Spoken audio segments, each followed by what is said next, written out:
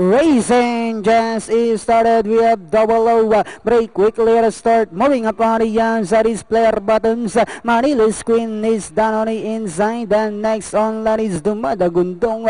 Sobrang class in the middle portion. Sailing away while Promise is the early trailer by about 12 lengths of the leader. And going along for the first turn with player buttons by about 4 lengths. Manila's Queen in second. Alongside third comes Double O. Sobrang class is down on the inside fourth. Then next on line is Sailing Away. And on the outside now is Dumadagundong. While Promise still running at the tail of the field. Back to the leader with player bottoms. A solo flight maintaining a 5 lengths lead. And in second Double O. In the middle portion is Manila's Queen. Sobrang class is down on the inside. Sailing Away comes next Dumadagundong. While Promise is still running at the tail of the field.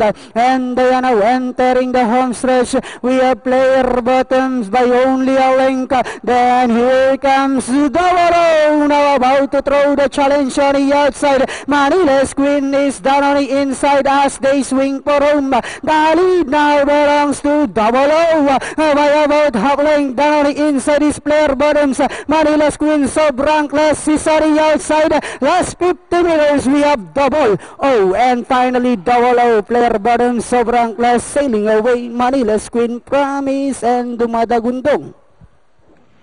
3624. Unofficial. Right. The favorite, Double O ang winner natin. 36 ang forecast natin. 20.